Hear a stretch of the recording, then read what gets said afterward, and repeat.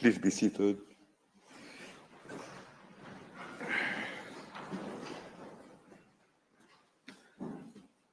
The sitting is open.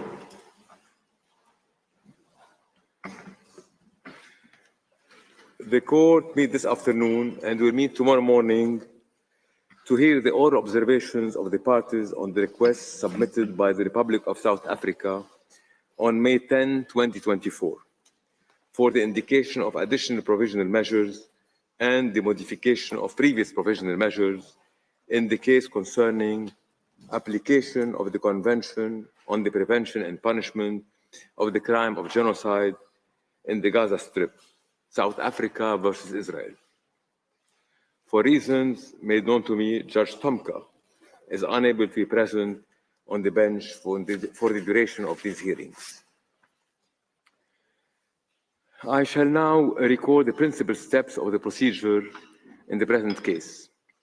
On 29 December 2023, the Government of South Africa filed in the registry of the court an application instituting proceedings against the State of Israel, alleging violations by the latter of its obligations under the 1948 Convention on the Prevention and Punishment of the Crime of Genocide, to which I shall refer as the Genocide Convention. In particular, South Africa contended that Israel, in conducting military operations in and against Gaza in the wake of the attack of Israel by Hamas on October 7, 2023, has breached and continues to breach its obligations under the Genocide Convention. To found the jurisdiction of the court, South Africa invokes Article 36, Paragraph 1 of the Statute of the Court and Article 9 of the Genocide Convention. The application contained a request in the indication of provisional measures, pursuant to Article 41 of the Statute of the Court and Article 73, 74, and 75 of the Rules of Court. In its order of January 26, 2024, the Court indicated various provisional measures addressed to Israel. By letter dated February 12, 2024, South Africa submitted to the Court what it referred to as an urgent request for additional measures under Article 75, Paragraph 1 of the Rules of Court, in connection with certain developing circumstances in Rafah. By letter from the Registrar dated 16 February 2024, the parties were informed that the provisional measures indicated by the Court in its order of 26 January 2024 were applicable throughout the Gaza Strip, including in Rafah, and that the recent developments did not therefore demand the indication of additional provisional measures. The Court also emphasized that Israel remained bound to fully comply with its obligations under the Genocide Convention and with the said order, including by ensuring the safety and security of the Palestinians in the Gaza Strip. On March 6, 2024, South Africa filed a further request for the indication of additional provisional measures and/or the modification of measures previously indicated by the Court in its order of 26 January 2024, based on the alleged change in the situation in Gaza since the indication of the first set of provisional measures. In its order of March 28, 2024, the Court found that exceptionally grave recent developments, including the desperate level of food insecurity in the Gaza Strip and the fact that famine was setting in, constituted a change in the situation within the meaning of Article 76 of the rules.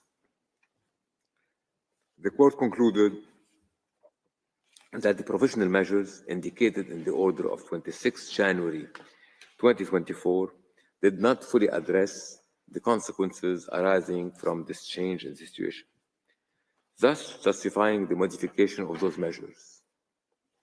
In the operative clause, the Court reaffirmed the provisional measures indicated in its order of January 26, 2024, and indicated additional measures. The court indicates that the State of Israel shall, in view of the worsening conditions of life faced by Palestinians in Gaza, in particular the spread of famine and starvation, take all necessary and effective measures to ensure, without delay, the unhindered provision of, at scale, by all concerned, of urgently needed basic services and humanitarian assistance to Palestinians throughout Gaza, and ensure with immediate effect that its military does not commit acts which constitute a violation of any of the rights of the Palestinians in Gaza as a protected group under the Convention on Genocide.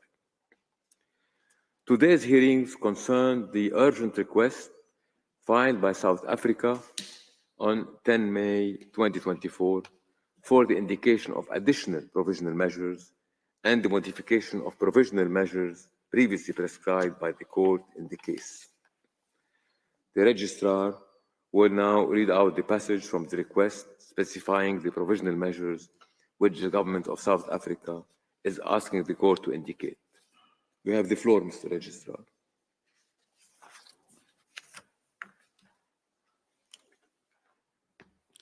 Thank you, Mr. President. I quote, 1. The State of Israel shall immediately withdraw and cease its military offensive in the Rafah governorate. 2. The State of Israel shall immediately take all effective measures to ensure and facilitate the unimpeded access to Gaza of United Nations and other officials engaged in the provision of humanitarian aid and assistance to the population of Gaza, as well as fact-finding missions, internationally mandated bodies or officials, investigators, and journalists, in order to assess and record conditions on the ground in Gaza and enable the effective preservation and retention of evidence, and shall ensure that its military does not act to prevent such access, provision, preservation, or retention. 3. The State of Israel shall submit an open report to the court, A, on all measures taken to give effect to these provisional measures within 1 week, as from the date of this order, and B, on all measures taken to give effect to all previous provisional measures indicated by the court within 1 month, as from the date of this order. End of the quote. The registrar, immediately after the filing of the request for the indication of additional provisional measures and the modification of previous provisional measures, the registrar transmitted an original copy thereof to the government of Israel. According to Article 74, Paragraph 1 of the Rules of Court, a request for the indication of provisional measures shall have priority over all other cases. Paragraph 2 of the same article states that the court shall proceed to a decision on the request as a matter of urgency. This imperative must, however, be balanced with the need to fix a date of oral proceedings in such a way as to afford the parties an opportunity to be represented at the hearings. Consequently, the parties were informed that the date for the opening of the oral proceeding, during which they could present their observations on the applicant's request, had been fixed for Thursday, May 16 at 3 p.m. I would now like to welcome the delegations of South Africa and Israel, and I note the presence before the court of the agents and counsel of both parties. This afternoon, the court will hear the single round of oral argument of South Africa, which has submitted the request for the indication and modification of provisional measures. It will hear Israel tomorrow morning at 10 a.m. For the purposes of the single round of oral argument, each party will have available to it a 2-hour sitting. In this first sitting, South Africa may, if required, avail itself of a short extension beyond 5 p.m. today in view of the time taken up by these introductory remarks. Before I give the floor to the agent of South Africa, I wish to draw the party's attention to practice direction 11 Roman, which states as follows, I quote, in the oral pleadings on request for the indication of provisional measures, parties should limit themselves to what is relevant for the criteria for the indication of provisional measures as stipulated in the statute, rules, and jurisprudence of the court. They should not enter into the merits of the case beyond what is strictly necessary for that purpose. I now give the floor to the agent of South Africa, His Excellency, Mr. Vusimuzi Madonsela. You have the floor, Excellency.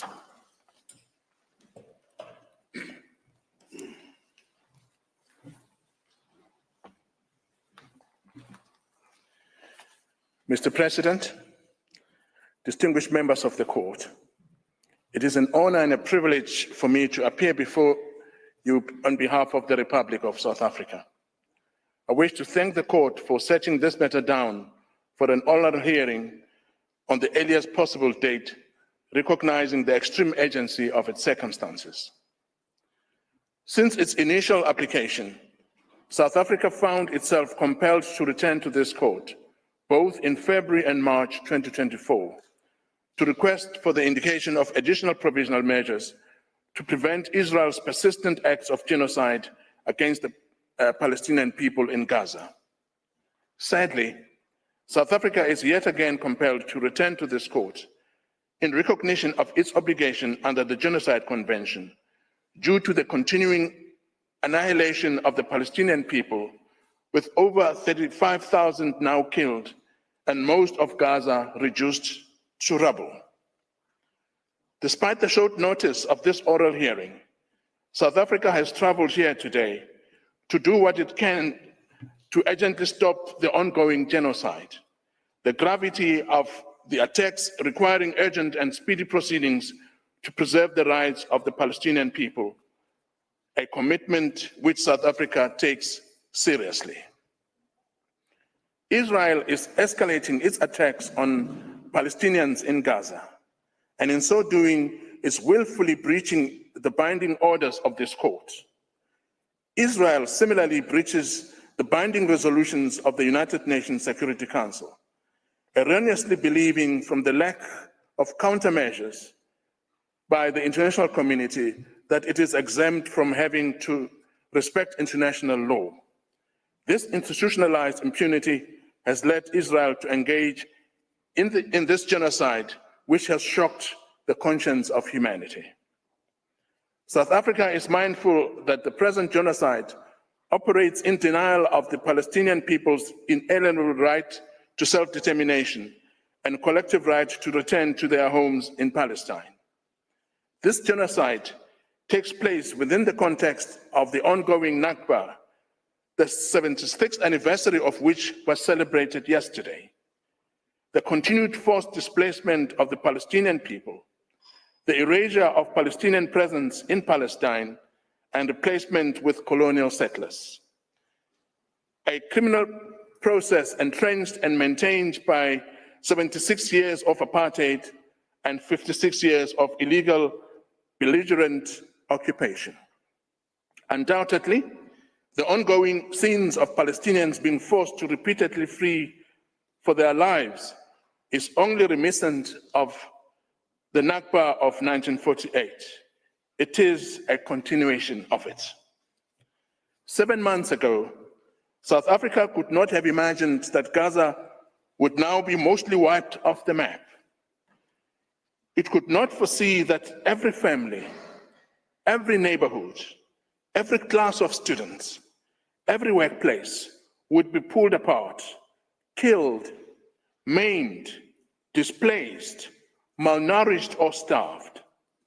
South Africa had hoped, when we last appeared before this court, to halt this genocidal process, to preserve Palestine and its people.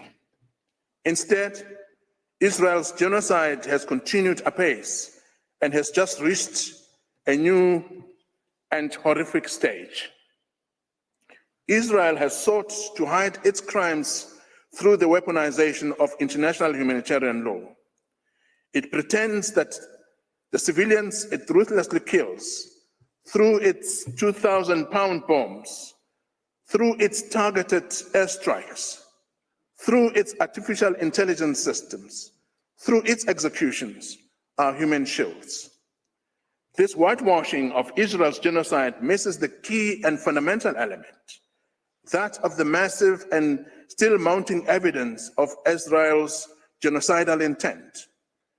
Documents and videos of Israeli parliamentarians and military leaders calling for the destruction of the Palestinian people in Gaza, incitement by Israeli civil society and leading public Israeli figures, all collectively supporting the genocide and its continuation. Israel continues to show utter contempt for Palestinian life, operating with impunity.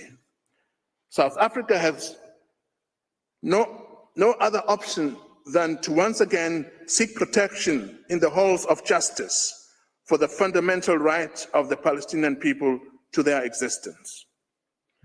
Although this present application was triggered by the unfolding horrific situation in Rafah, Israel's genocidal onslaught across Gaza has intensified over the past few days, also warranting the attention of this court.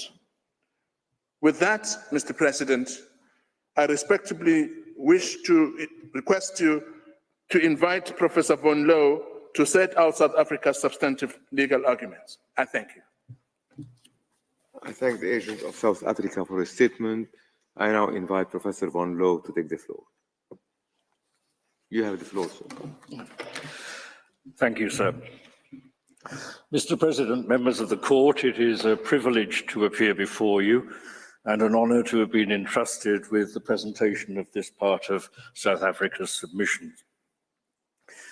This is not a routine case. It's not even a routine case on the use of force or on international humanitarian law. South Africa is here because the Palestinian people are facing genocide in Gaza, and your previous orders have not succeeded in protecting them against that.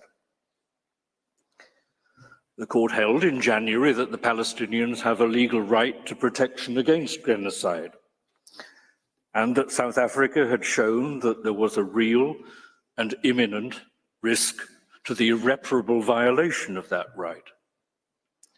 The court issued an order because it considered it necessary to protect the Palestinian people against genocide, and it issued a further order in March. But whether because of a lack of clarity as to precisely what the orders require, or because Israel chooses to ignore them, they have not been effective. The United Nations has a framework, including the Security Council and the General Assembly, for addressing international disputes. But this part has not worked well in this case. And South Africa respectfully asks the court to reassert its authority and its role in this framework. South Africa has considered the technical legal requirements for provisional measures, change in the situation and so on, and will address them. But the essential point is that the court has the power to act, to ensure that its previous orders and its eventual judgment will not be worthless, and that the Palestinian people will be protected, and that it needs to exercise that power now.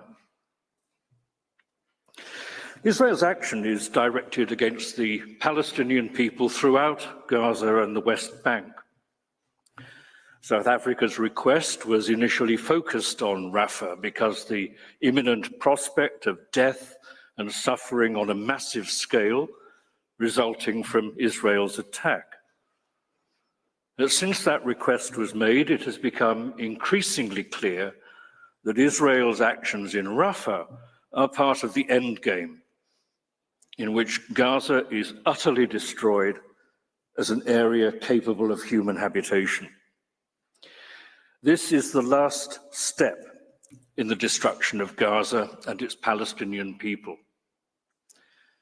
It was Rafah that brought South Africa to the court, but it is all Palestinians as a national, ethnical, and racial group who need the protection from genocide that the court can order.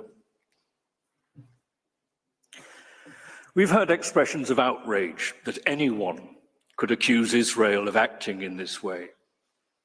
We've heard assurances that Israel was doing everything in its power to avoid civilian deaths as it exercised its claimed right of self-defense. We've heard boasts that Israel's army is the most moral army in history. And we've heard denials that there is famine in Gaza. For months, people, particularly in the West, have appeared unwilling to accept that the accusations are true. How could people who look like us and sound like us possibly engage in anything like genocide? But the evidence has to be faced. My colleagues will take you to that evidence, including evidence of continued bombings, attacks on people in so-called safe areas to which they've been directed by Israel, attacks on aid convoys, and of mass graves and the horrors of which the corpses speak. There is no credible argument that this catastrophe is not real. The court has already found a real and imminent risk of the violation of the rights of the Palestinian people to protection against genocide. The court is aware of the statements of the United Nations Secretary General, of the President of the United States, of heads of state and foreign ministers from around the world, and of the heads of international aid agencies. They, and the personal accounts and the news footage that emerges from Gaza, tell a consistent story of unimaginable horror. And it continues as we speak. Most of Gaza has been razed. The survivors who are from time to time allowed to return to their homes are returning to rubble, with no homes, no running water, or electricity, or sewage, or other working infrastructure. And with the few possessions that they've managed to carry with them on carts or cars as they're pushed from one so-called safe area to the next. If the court does not act now, the possibility of rebuilding a viable Palestinian society in Gaza will be destroyed, at least for the lifetime of those who survived the current horrors of Gaza. The details are not always easy to verify because Israel continues to bar independent investigators and journalists from entering Gaza. And over 100 journalists who were in Gaza have been killed since the Israeli attacks began. But Israel cannot block investigations by independent investigators and then say that the court cannot proceed because there is insufficient evidence against it. The court has to deal with this case on the basis of its appraisal of the best evidence available to it. Israel may again invoke its claimed right of self-defense, but it does not address three glaringly obvious points. First, the right of self-defense does not give a state a license to use unlimited violence. No right of self-defense can ever extend to a right to inflict massive, indiscriminate violence and starvation collectively on an entire people. Second, nothing, not self-defense or anything else, can ever justify genocide. The prohibition on genocide is absolute, a peremptory norm of international law. Third, The court ruled in 2004 that there is no right of self-defense by an occupying state against the territory that it occupies. The key point today is that Israel's declared aim of wiping Gaza from the map is about to be realized.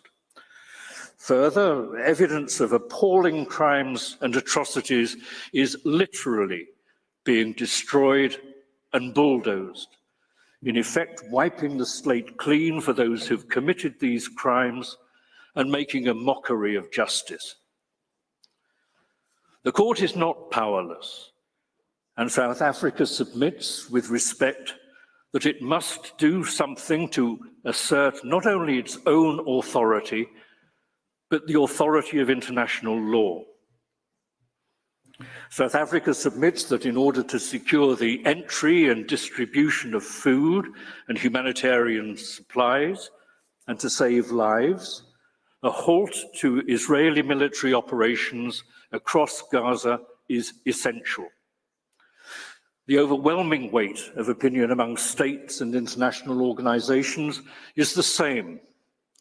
A halt to military operations in Gaza is necessary to comply with the previous orders that the court has already imposed. If Israel continues to deny that its bombing and shelling and military incursions and blocking of roads and entry points and its other military operations in Gaza are preventing the fulfillment of the court's orders, the court needs to spell it out explicitly for Israel and for the benefit of any other states that are still providing aid or assistance to Israel in its campaign to eradicate Palestine. These points will be developed, sir, by South Africa's Council. First, John Dugard will explain the jurisdictional and other preconditions to the exercise of the court's power to order provisional measures and demonstrate that they are met. Second, Max du Plessis will set out the recent events that have necessitated South Africa's return to the court, and particularly those concerning Rafah. Then Adila Hassain will explain the scale and imminence of the risk facing Palestinians in Gaza. And after that, Tembeka Kokutobi will show that Israel's actions have a pattern and an explicit purpose that clearly indicates that the aim is to eradicate Palestine. And finally, Lina Negroli will explain the remedies that South Africa seeks. The agent will return to read out South Africa's prayer for relief. That, Mr. President, members of the court, concludes my part of this submission, and I thank you for your attention and ask that you now call on Professor Dugard. I thank Professor Van Loo for his statement. I now give the floor to Professor John Dugard.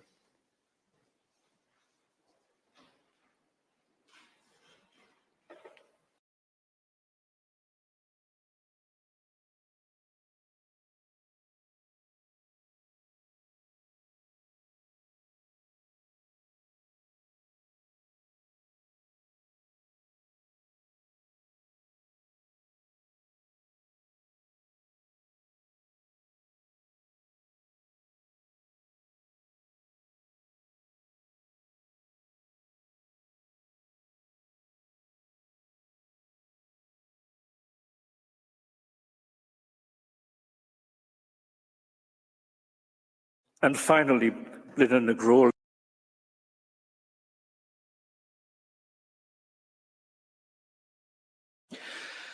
That, Mr. President, members of the court, concludes my part of this submission, and I thank you for your attention and ask that you now call on Professor Dugard. I thank Professor Van Loo for his statement. I now give the floor to Professor John Dugard.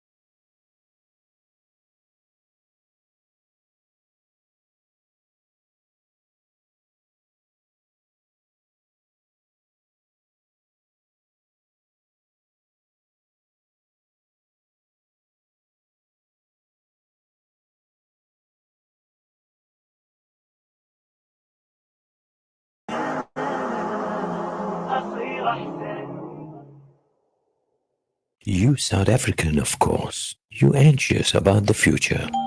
We've got you covered. Build on your wealth portfolio with Randry Jewelers Gold Coin Exchange. Visit us at 151 Stephen Lim.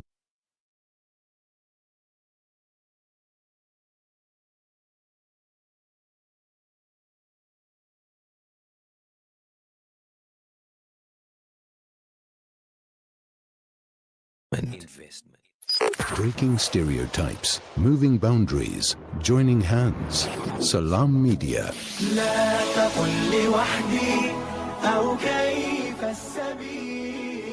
Humanity sets the agenda.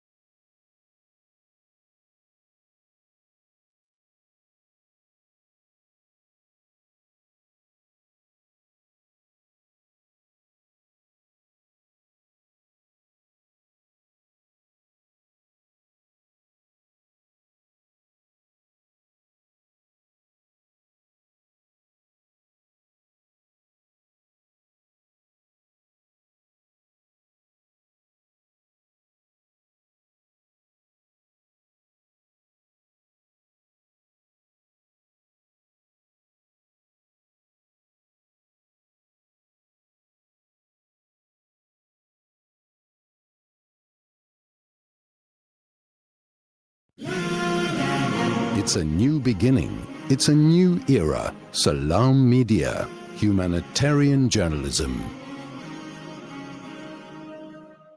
Contact Lenasia Livestock and Poultry for all your sadaqah, akika and kurbani requirements. We offer clean, hygienic abattoir style and refrigeration facilities. Sheep, goats and cows are available at competitive market-related prices, direct to the public. We slaughter, slice and distribute on your behalf. But that's not all. Introducing Meat Masters Halal Butchery, our sister company situated on our farm in Lenasia. Unbeatable prices on lamb, beef and chicken. Lenasia Livestock and Poultry. Livestock is our business. We are Sanha approved. Telephone 011 857 1774. Call now.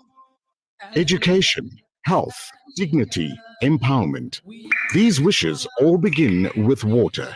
Africa Muslims Agency is committed to providing clean water to the thousands who still live without this basic human right. Since March of this year are in many ways graver still. They too justify the indication of further provisional measures. On 26 January this year, this court found that there was a catastrophic humanitarian situation in the Gaza Strip, which was at serious risk of deteriorating further before the court renders its final judgment. And this warranted provisional measures. On 28 March, the court found that the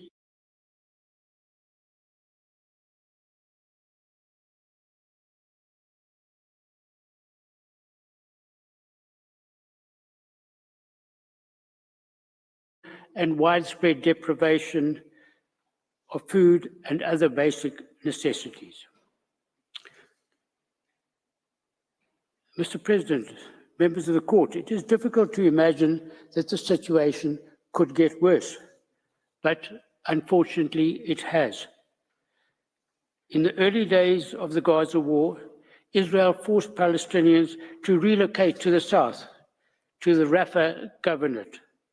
1.5 million people were crammed into this inhospitable area in the Rafah governorate, which appeared to offer safety from Israel's bombing, artillery fire, and the brutality of its forces, influenced by genocidal incitement by its leaders. World leaders warned that an assault on Gaza, and in particular on Rafah, resulting in the forced and arbitrary evacuation of the already displaced Palestinians to even less hospitable parts of Gaza without adequate food, water, shelter, and hospitals would have disastrous consequences.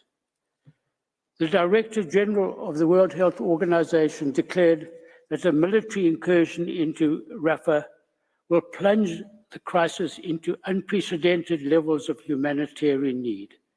A ceasefire is needed for the sake of humanity. Israel, Mr. President, has not heeded this warning. It has not even fulfilled its own undertaking not to embark on an assault on Rafah without a proper evacuation plan. Instead, it has gone ahead and embarked on an attack on Rafah. The Rafah governorate has been bombed, subjected to artillery fire and ground incursions. The Rafah crossing is closed and the Kerem Shalom crossing is mostly disabled. Mr. President, my colleagues will provide you with a full account of Israel's genocidal acts in the Gaza Strip. It is my task to briefly indicate the new facts required by Article 75(3) and the change in the situation required by Article 76(1). Mr. President, this application for further provisional measures is prompted by Israel's assault on Rafah. It is this assault that constitutes the new facts, the change in circumstances. Rafah is the last refuge in Gaza for 1.5 million Palestinians, the majority of whom have been forcibly displaced from north and central Gaza. Rafah is the last viable part of Gaza for rehabilitation, public administration, the provision of basic services, and medical care. Israel has now commenced its long-threatened assault on Rafah. It has ordered the evacuation of Palestinians in Rafah to the barren sand dunes of Al-Mawasi. It has closed critical border crossings to humanitarian aid, medical supplies, goods, and fuel, upon which the population of Rafah depends. Displacement, famine, and suffering are now the lot of the Palestinian group. Israel's actions are in violation of fundamental rules of humanitarian law, but in addition, they provide evidence of the crime of genocide in terms of Articles 2, A, B, C, and D of the Genocide Convention. Mr. President, members of the court, this attack is the final blow that is intended to destroy the Palestinian group in Gaza. That this is the intention of the final operation will be made clear by Mr. Nkwakobhi. Mr. President, since South Africa filed the present application for provisional measures, Israel has intensified its offensive in the north and in central Gaza. In these circumstances, we have requested the court to issue a provisional measure that orders Israel to cease its military activities throughout Gaza and to withdraw from the territory. Such an order alone can bring an end to Israel's genocide in Gaza. That the court has the power to order such a provisional measure is clear. The court has stated that in terms of Article 75(2) of the Rules of Court, it has the power under its statute, when a request for provisional measures has been made, to indicate provisional measures that are in whole or in part other than those requested. Mr. President, members of the court, this concludes my speech. I thank you for your attention. I thank Professor John Dugard for his statement. I now give the floor to Professor Max Duplessis. You have the floor, sir.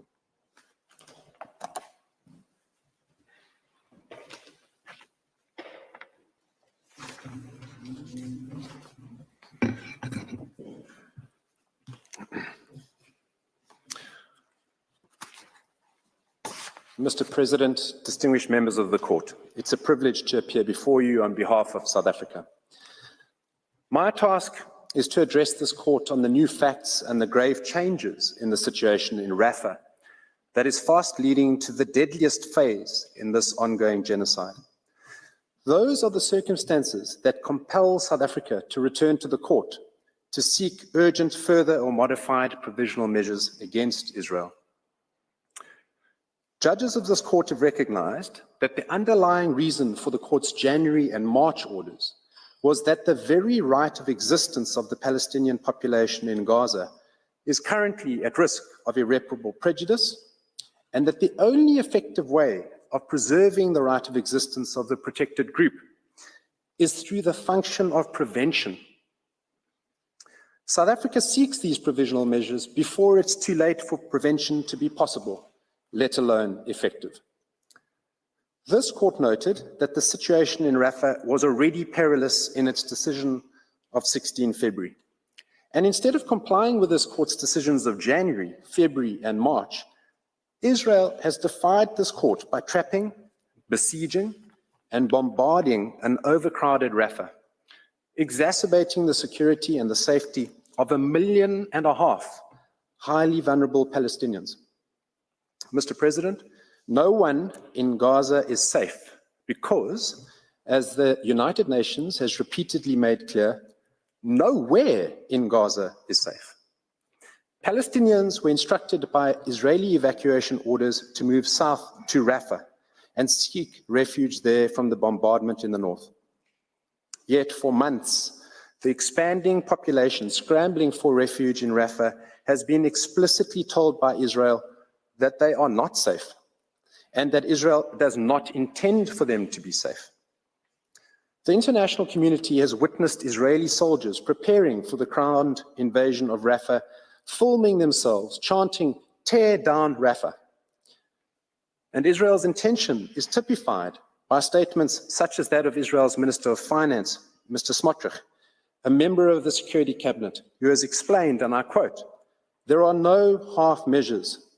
Rafah, Deir al-Balah, Nusayrat, total annihilation. You shall blot out the remembrance of Amalek from under heaven. There's no place under heaven." Close quote. Mr. Nukatobi will deal in careful detail with intention that is so clearly evident in such statements and by Israel's conduct. Now, Israel has resolutely resisted all international efforts to persuade and cajole it from eventually attacking Rafah. As we contemplate the horror of recent events and the significance of Rafah for Israel's ongoing assault, the reminders, regrettably, of Srebrenica come into view. Rafah's prominence in the eyes of both the Palestinians in Gaza and the international community lies in it being the most visible of the safe areas in Gaza, which has received significant attention in the international media.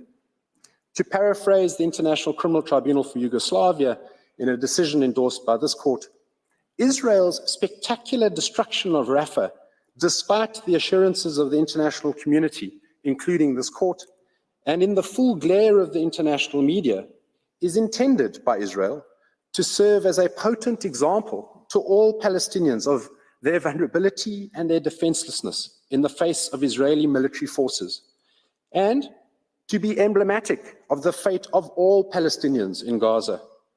To use Mr. Smotrich's words, that there is no place under heaven that they're safe. South Africa has made clear in its request of 10 May that not only is there nowhere for the 1.5 million displaced people and others in Rafah to safely flee, so much of Gaza having been reduced to rubble, but that if Rafah is similarly destroyed, there will be little left of Gaza or prospects for the survival of Palestinian life in the territory. Rafah is where Gaza's largest, still partially functioning hospitals are situated. Attacks on Rafah's hospitals, akin to those mounted by Israel against hospitals elsewhere in the Strip, would therefore deal a fatal blow to Gaza's already crippled healthcare system. And at the same time as these assaults, aid is being throttled. That throttling is done defiantly and deliberately.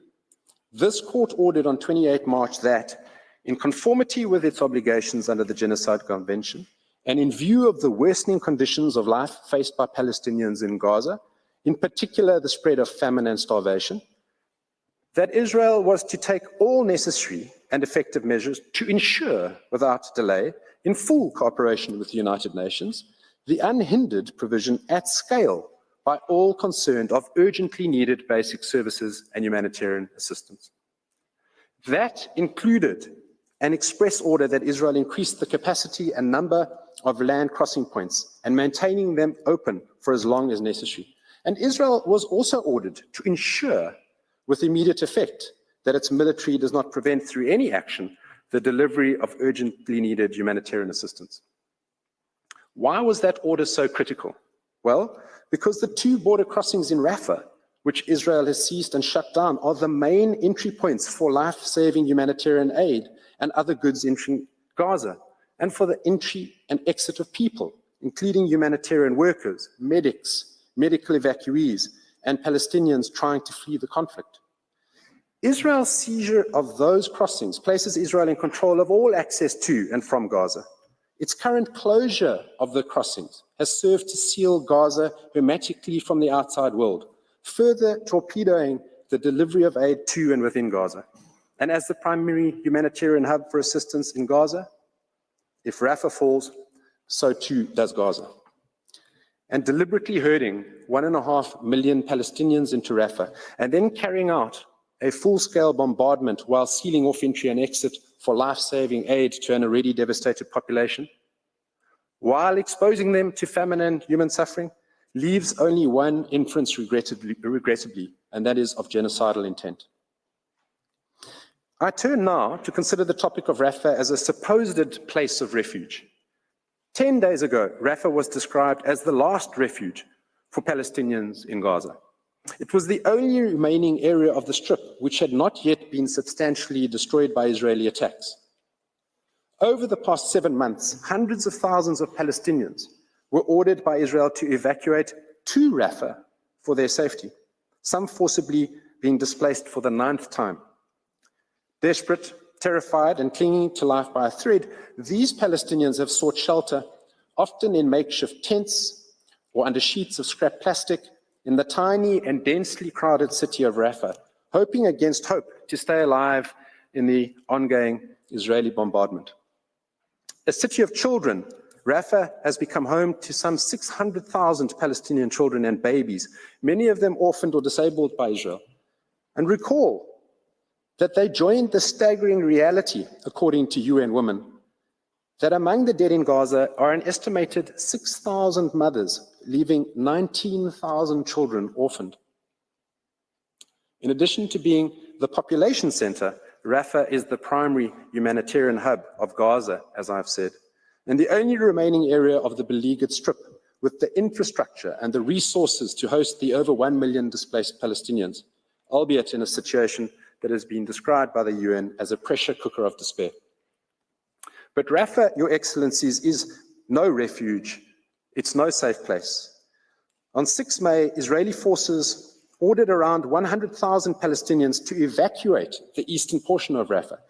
Many were simply unable to flee.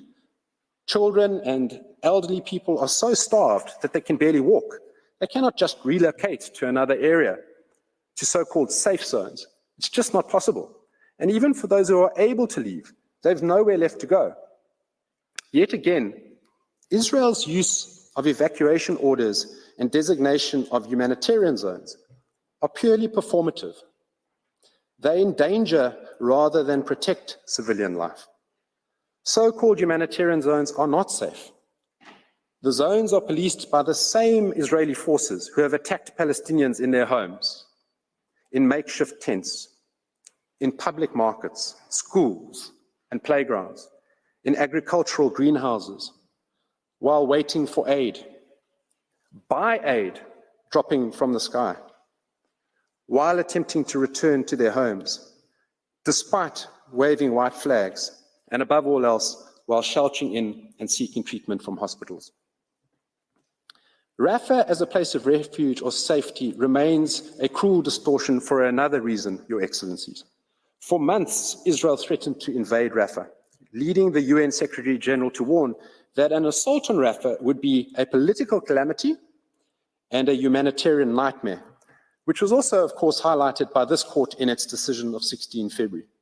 We are before this court urgently because Palestinians are now having to live out that nightmare. On 7 May, just 15 hours after the evacuation orders were issued, Israel commenced a severe and sustained military assault on Rafah, which is ongoing, and it has intensified in the intervening period until today, killing and injuring Palestinians and destroying their makeshift homes and the remaining infrastructure necessary to sustain life in Gaza, including all aid and medical infrastructure in its path. Israel deliberately attacked the very shelters to which it directed Palestinians to flee. So, Palestinian families in Gaza are left to make an impossible choice.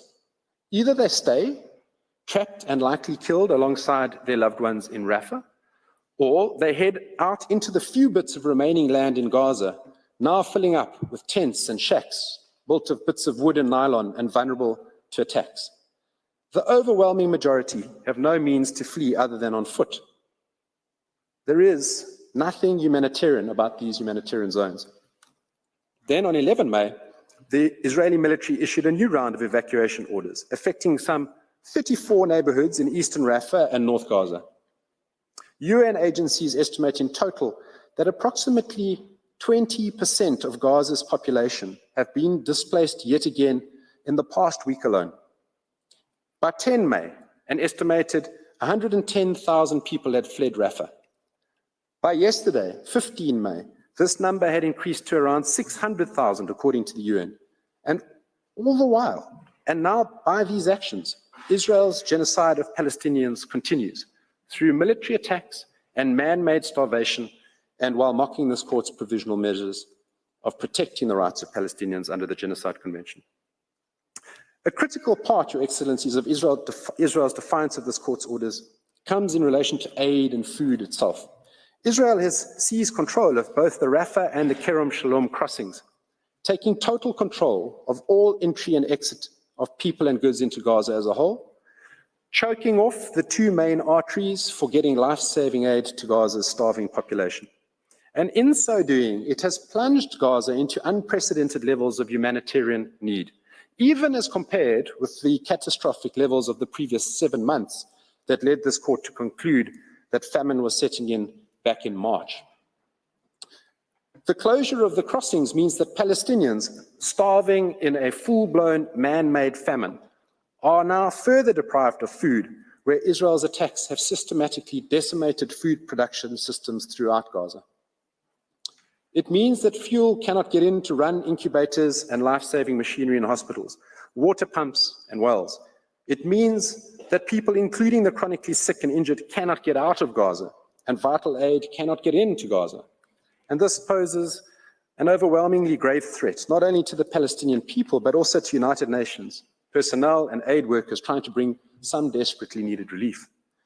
Despite Israel's announcements that it would open Kerem Shalom on 8 May, on 10 May, the UN reported that no supplies were passing through any crossings in southern Gaza. As of 15 May, the Rafah crossing remains closed, and there is a continued lack of safe and logistically viable access to the Kerem Shalom crossing. The crisis could not be more urgent. And that is so where Israel's assaults on Rafah and the closure of these critical crossings are aggravating the famine-like conditions across Gaza, where over 1 million people are predicted to face catastrophe, IPC Phase 5, food insecurity levels through July, which is just around the corner. Bakeries have been forced to shut down because they don't have fuel. Ongoing attacks in Rafah have rendered humanitarian warehouses inaccessible, and responders providing food aid will run out of food supplies within the coming days. In addition to killing and harming Palestinians, the Israeli assault on Rafah has deliberately inflicted on them conditions of life calculated to bring about their physical and biological destruction. This is starkly illustrated through Israel's destruction of Rafah's hospitals. Due to the ongoing hostilities in its vicinity and the military operation in Rafah, the Al-Najjar Hospital, the main medical facility in the entire Rafah Governorate and one of Gaza's largest remaining partially functioning hospitals is no longer functional. It was a lifeline for 200 dialysis patients per day whom the World Health Organization previously warned would die if the hospital were to shut down. Fears for the Al Emirati Hospital are also particularly acute. This is one of the last partially functioning maternity hospitals in the whole of Gaza, which was until recently handling almost half of Gaza's daily total of 180 births. It has already been forced to stop admitting patients, and medics warn that without a doubt, every single one of the 45 babies in the neonatal intensive care unit and the special intensive care unit will die if the hospital is occupied. And then on 13 May, medical staff at the Kuwaiti hospital in Rafah received an evacuation order from Israeli forces. As one of the last remaining hospitals in Rafah, it had only around 16 beds available for the more than 1 million people sheltering in Rafah. And its closure will mean the complete collapse of what was the limping healthcare system in Rafah.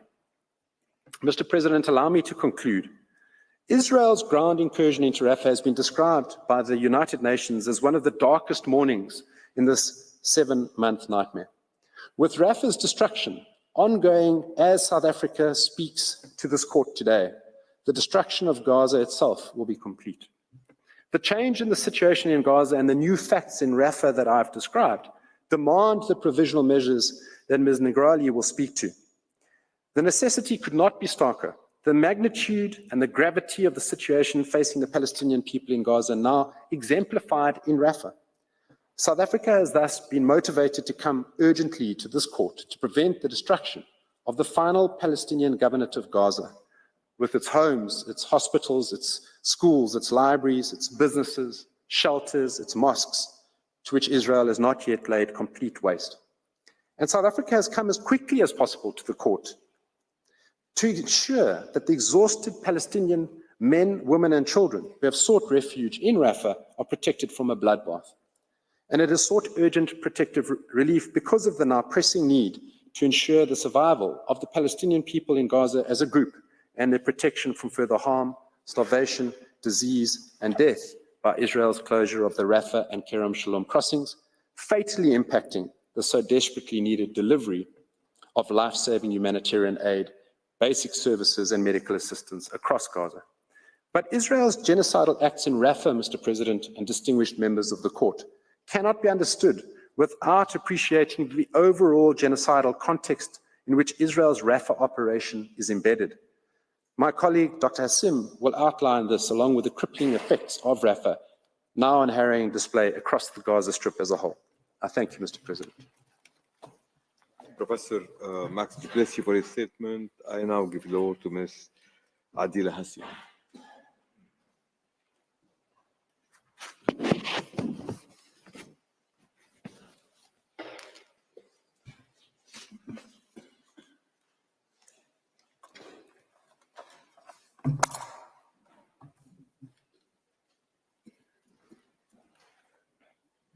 You have the floor, Madam. Mr. President, members of the court, it is a privilege to appear again before you on behalf of South Africa. But it's also tragic that we are back here 4 months after this court first ordered provisional measures in this case against the State of Israel. South Africa is compelled to appear before you with this urgent request for provisional measures in circumstances where the alarm sounded by the court on 28 March 2024 that, quote, all the indicators of genocidal activities are flashing red in Gaza, end quote, and in Rafah in particular, is sounding louder than ever before.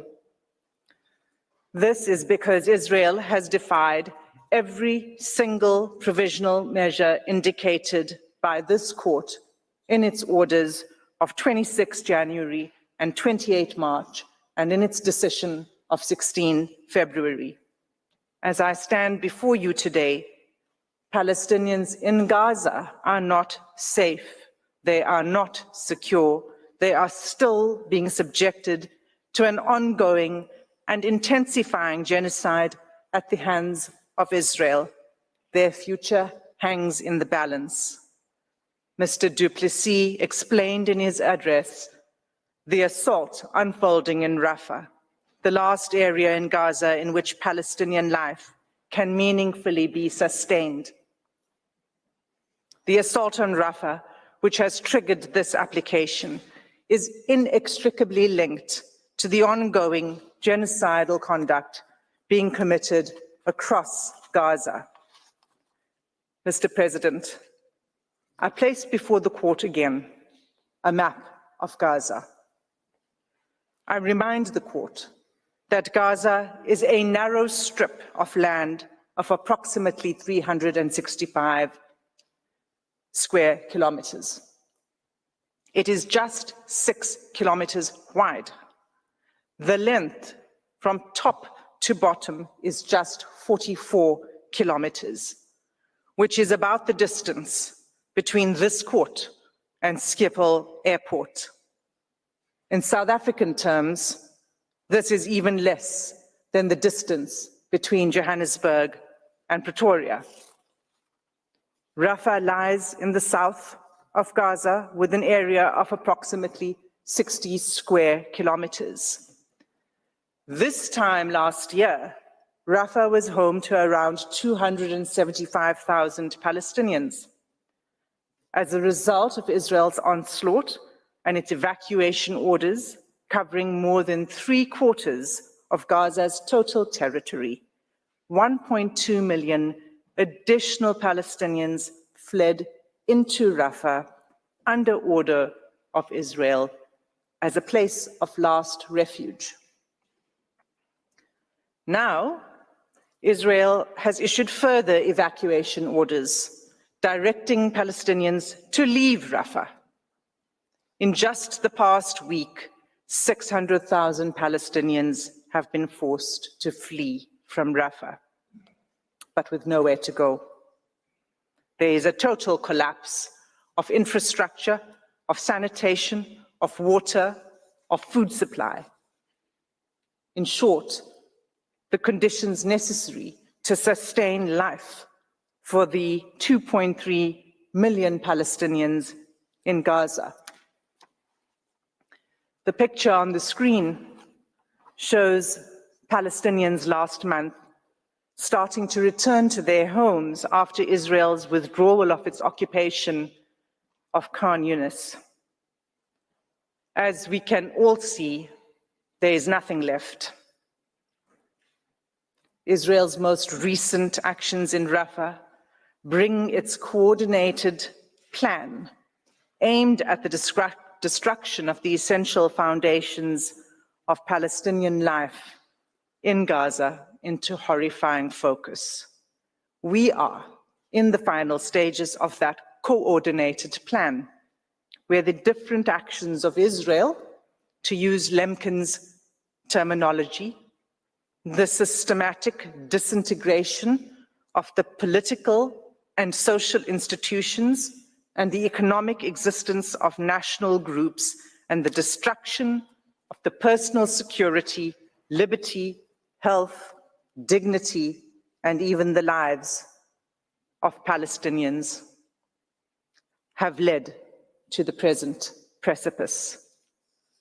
Israel has the power over each and every Palestinian man, woman, and child in Gaza to determine if they live or how they die.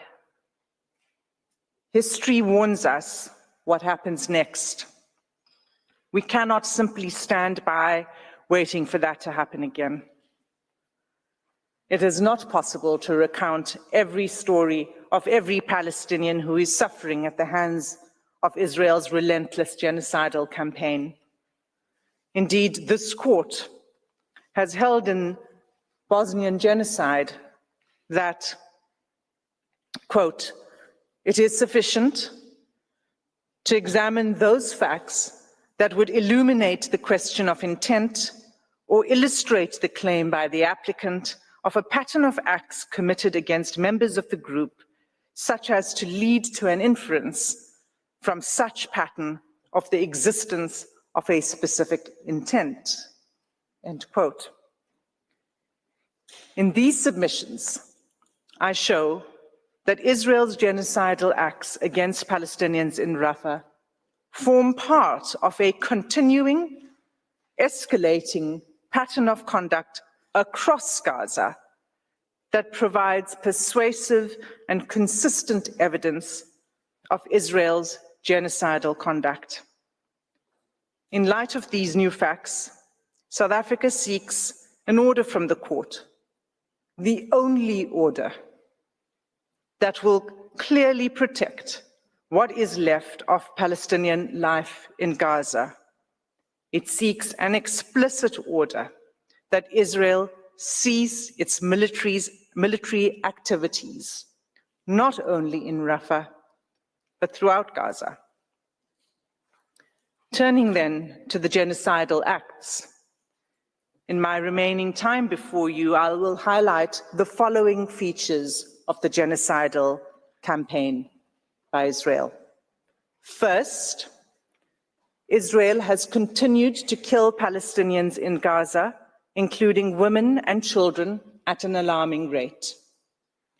Second, as a result of Israel's onslaught, Palestinians in Gaza are facing what the Under-Secretary General of the UN has described as the worst humanitarian crisis he has seen for more than 50 years.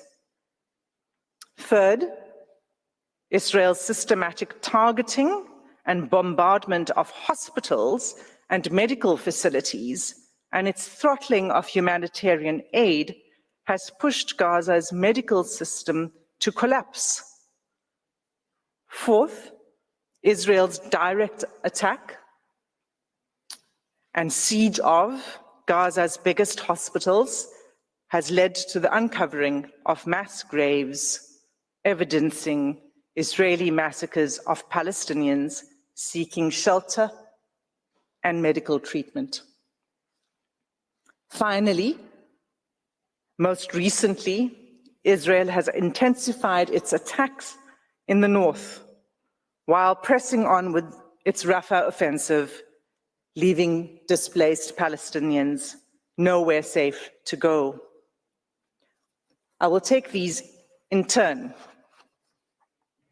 The first feature of the genocidal conduct, killing. Since South Africa appeared before the court on 11 January 2024, at least 11,500 Palestinians have been directly killed by Israel. The majority of these casualties are women and children, in an enclave where nearly 50% of the population are children. This onslaught has occurred despite the binding orders issued by this court and the binding Security Council resolution on 25 March 2024, demanding an immediate ceasefire for the month of Ramadan. In fact, as UNICEF pointed out, a double-digit number of children were killed within hours of that resolution. 2 mothers and 4 children are killed every hour. UNRWA head Philippe Lazzarini says, "There are no words left that can do any justice to the people of Gaza. The numbers of dead and injured defy comprehension.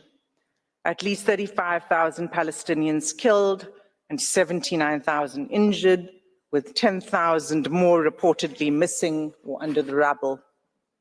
Up to 1.7 million displaced, most multiple times, and more than 70% of all housing stock in Gaza, and more than 80% in parts of northern region damaged or destroyed."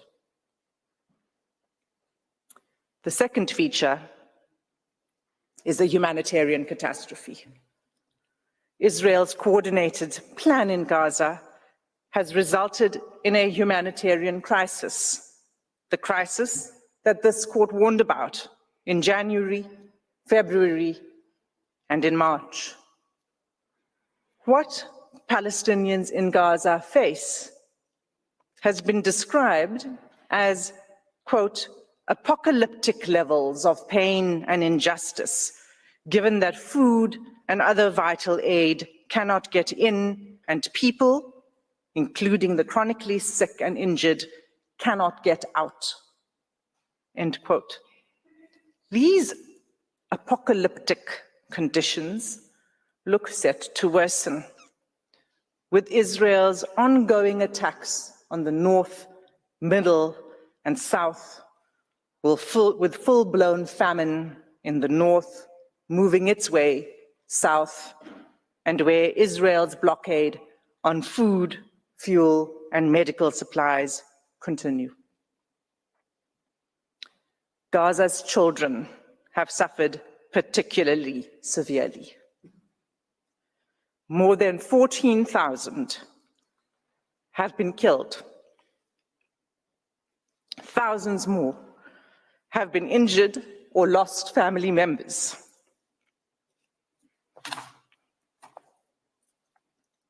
While an estimated 17,000 children are unaccompanied or separated.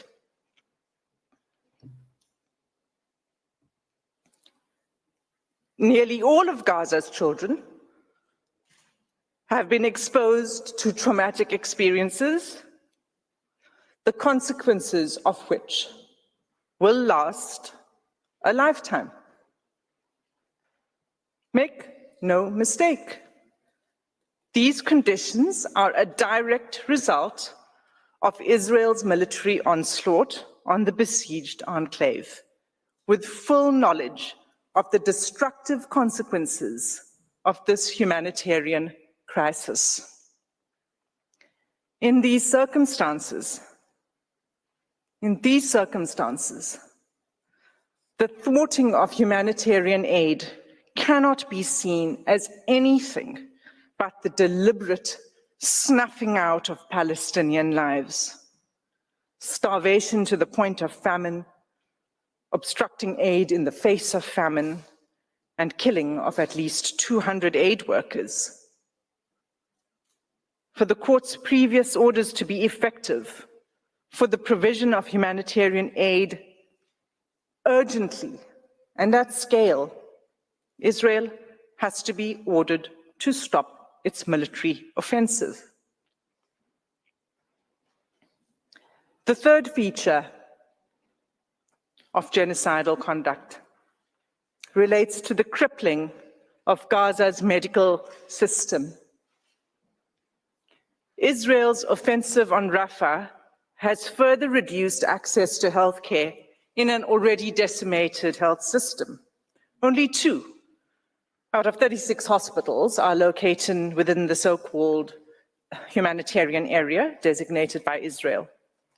In just 6 days, between 6 and 12 May, Médecins Sans Frontières recorded that it was forced to suspend its life-sustaining activities at Al-Shabura Clinic, hand over its activities at Al-Emirati Hospital, and was forced to close its activities in Rafah Indonesian Field Hospital, as it could not guarantee the security and safety of patients and staff with the ongoing offensive.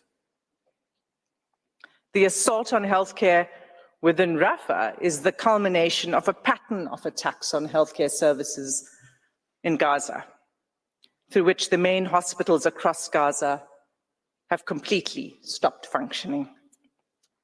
After Israel's military assault, after Israel's military seized the Rafah and Kerem Shalom crossings last week and prohibited the importation of life-giving fuel to hospitals on 13 May, the European Gaza hospital completely ran out of fuel and experienced a total blackout.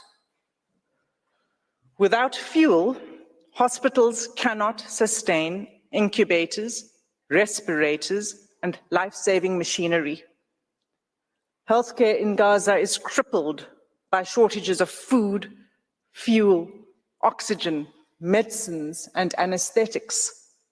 The obstetric and maternity health system in Gaza is virtually non-existent, and every functioning medical facility is overwhelmed with patients. Babies continue to die of malnutrition and starvation. Nor is there any escape. Medical evacuations are impossible. Israel has seized control of all entry and exit points into and out of Gaza, trapping an already suffering population and inflicting conditions of life calculated to bring about Palestinians' physical and biological destruction in clear violation of Article 2C of the Genocide Convention. The fourth feature of genocidal conduct is the discovery of mass graves. In its targeted attack on hospitals, Israel has killed hundreds of civilians, including doctors and medical staff, turning centers built for healing into mass graves full of the decomposing bodies of men, women, and children.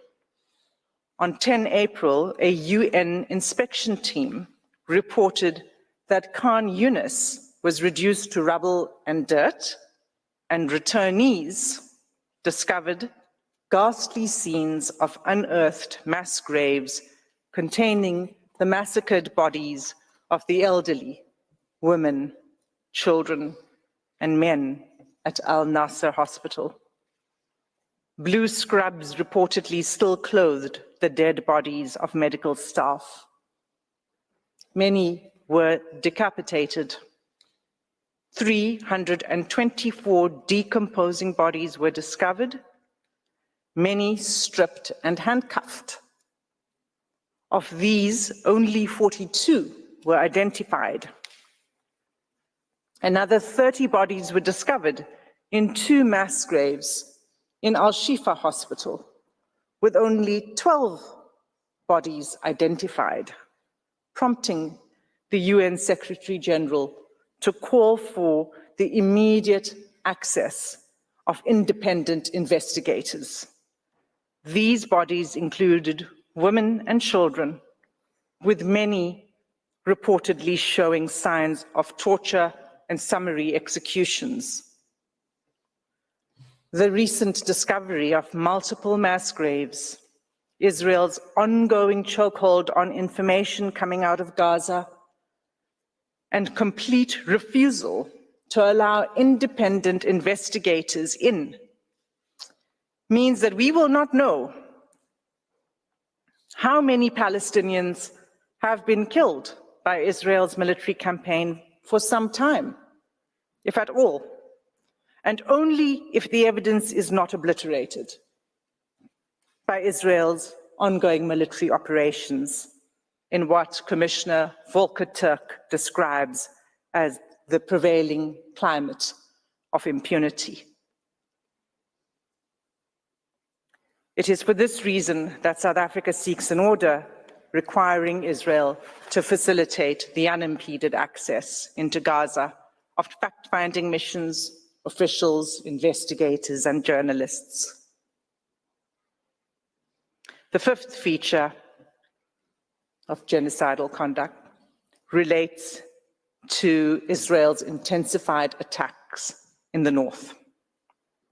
During the past week, while our eyes and attention were drawn to the horrific acts unfolding in Rafah, Israeli tanks rolled again into northern Gaza, an area that Israel reported that it had cleared many months ago.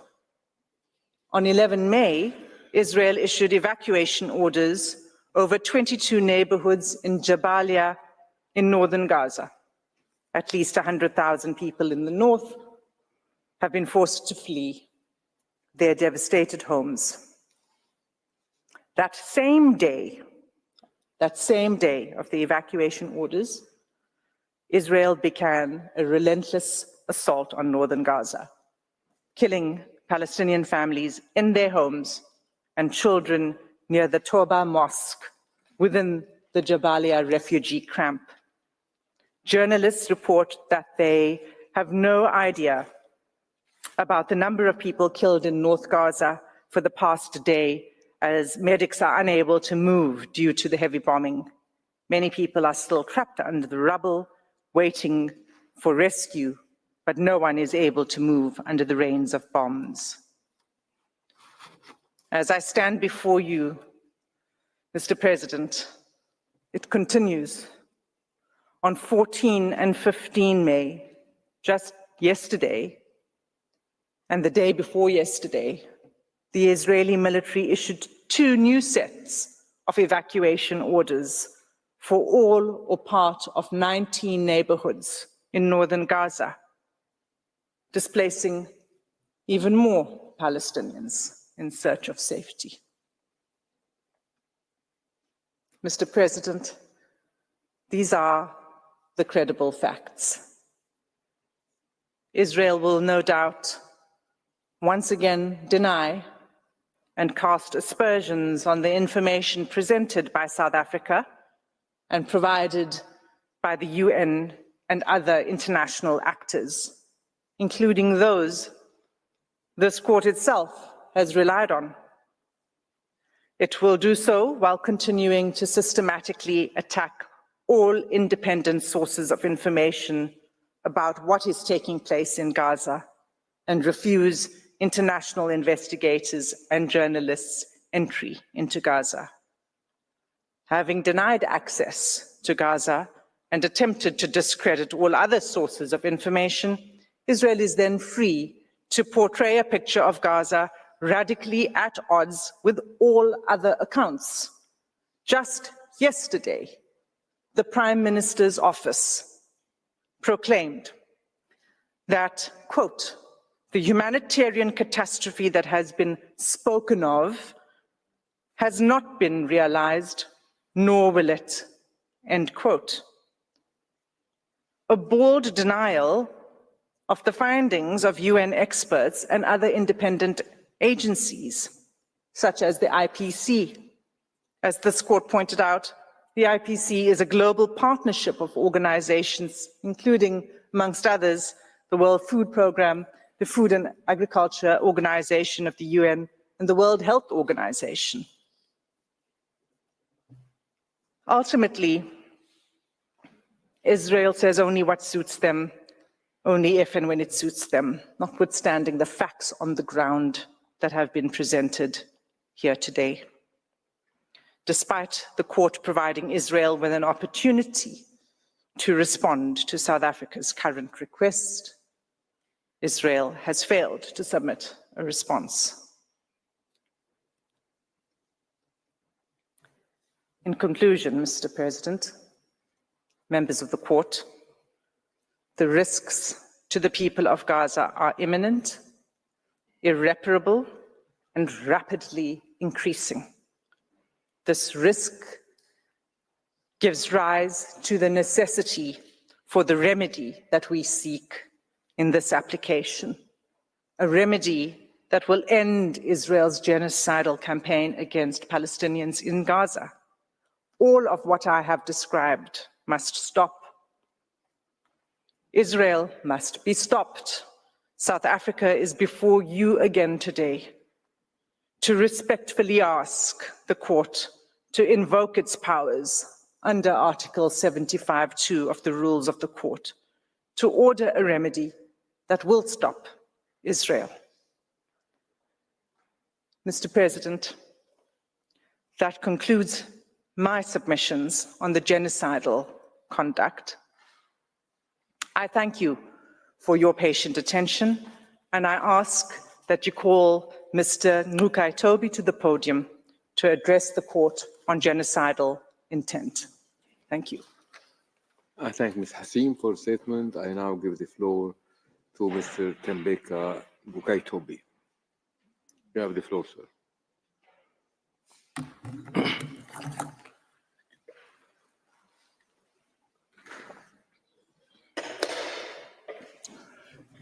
Mr. President and members of the court, It is a privilege to appear on behalf of South Africa.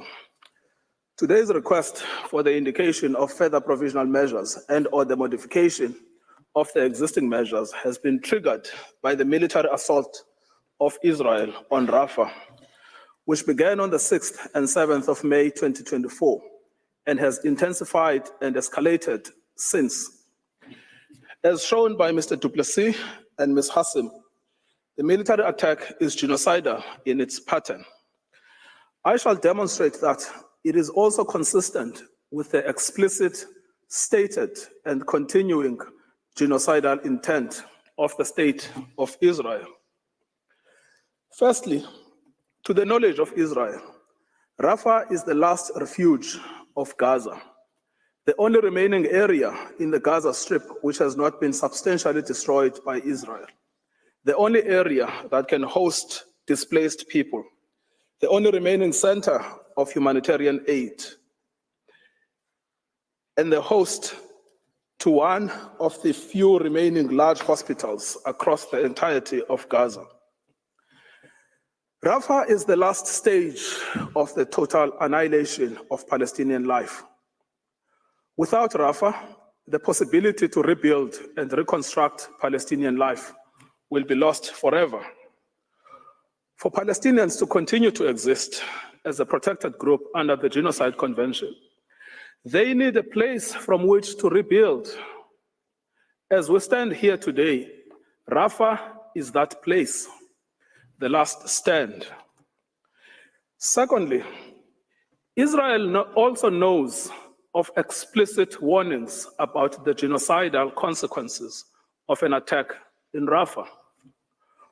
On 6 May 2024, the Director General of the World Health Organization warned that a full military incursion into Rafah will plunge the crisis into unprecedented levels of humanitarian need. On 8 May 2024, 2 days after the military attack had begun, he stressed that one of the 3 hospitals in Rafah, Al-Najjar, was no longer functioning due to the ongoing hostilities in its vicinity and the military operation in Rafah. Since the border was closed, the United Nations was prevented from bringing fuel, without which all humanitarian operations would stop. Martin Griffiths, the United Nations Relief Chief, has rung alarm bells. He has warned that the simplest truth is that a ground operation in Rafah will be nothing short of a tragedy beyond words. No humanitarian plan can counter that. The rest is detail. Palestinians do not need any more diplomatic gesturing, no more abstract words, no more virtuous condemnations and denunciations of Israel's actions. There is no more time to spare. It is simply now or never. Israel has knowledge of the pronouncements I have cited above. After all, each of them was made publicly. Thirdly, the State of Israel knows of the decisions of this court, which bear on it as a state party to the Genocide Convention directly and require of it to respect its obligations under the convention and the moral and legal authority of this court. The decision of this court on 26 January 2024 noted that the civilian population in the Gaza Strip is extremely vulnerable and that the catastrophic humanitarian situation in the Gaza Strip is at serious risk of deteriorating further before this court renders its final judgment. Bearing this in mind, the court recognized that the military operation conducted by Israel after 7 October 2023 has resulted inter alia in tens of thousands of deaths and injuries and the destruction of homes, schools, medical facilities, and other vital infrastructure, as well as displacement on a massive scale. In light of this situation, Israel was ordered to ensure with immediate effect that its military does not commit any acts that fall within Article 2 of the Genocide Convention. One of the measures indicated expressly required of Israel to take all measures within its power to prevent and punish the direct and public incitement to commit genocide in relation to members of the Palestinian group in the Gaza Strip. In the decision of 16 February 2024, this court was compelled to demand that Israel immediately and effectively implements the court's order of 26 January 2024. This court cautioned that the most recent developments in the Gaza Strip and in Rafah in particular would exponentially increase what is already a humanitarian nightmare with untold regional consequences.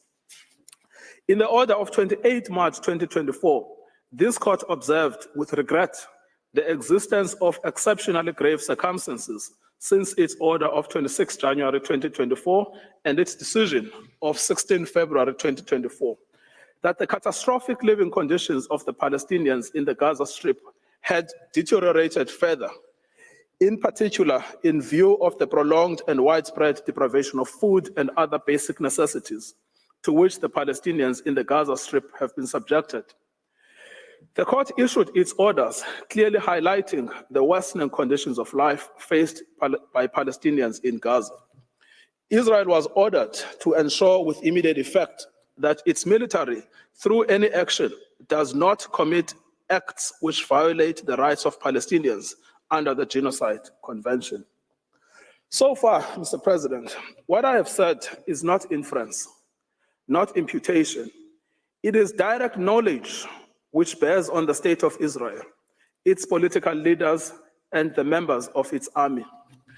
They know about Rafah and its centrality to the sustenance of Palestinian life at the present moment. They know the views of the organs of the United Nations about the consequences of a military attack on Rafah. They know what this court has ordered on each of the 3 occasions I have referenced. Yet, Israel's leaders have continued to incite genocide and to express their own genocidal intent. In doing so, not only has Israel ignored its obligations as a state party to the Genocide Convention, it has also treated this court with contempt and threatened the rule of law. Let me demonstrate this. Members of the Israeli Ministerial Committee on National Security Affairs and the War Cabinet have simply continued with incitement to genocide. First, the Israeli Prime Minister, Benjamin Netanyahu, who is a member of the War Cabinet and the Security Cabinet, has gone beyond any reference to Hamas alone.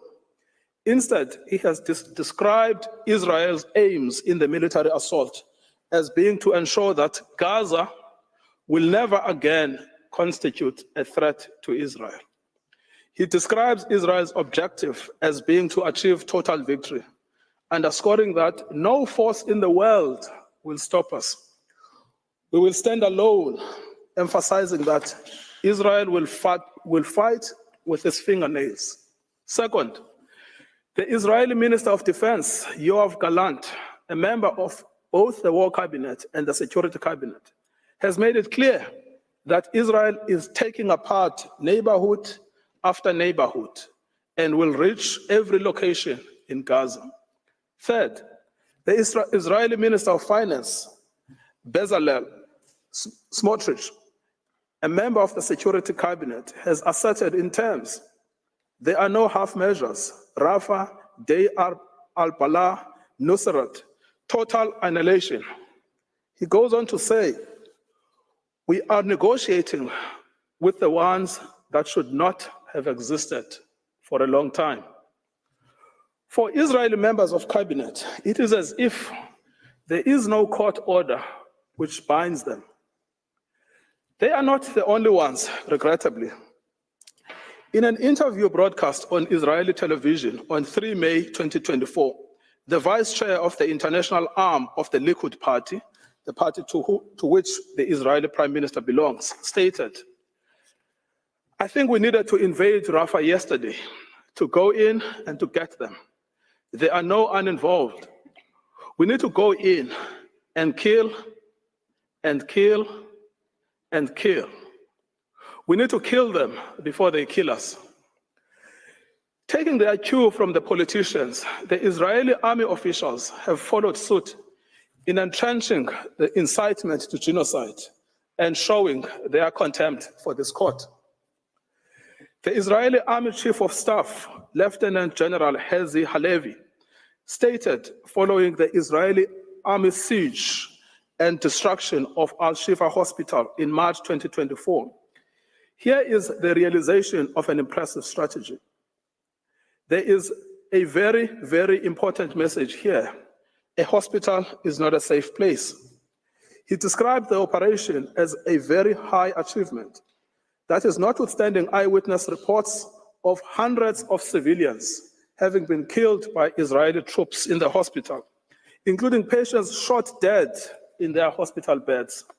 Mass graves and hundreds of Palestinian bodies were found following the withdrawal of the Israeli army from Al-Shifa Hospital, including bodies with cannulas in their arms, some with their limbs tied.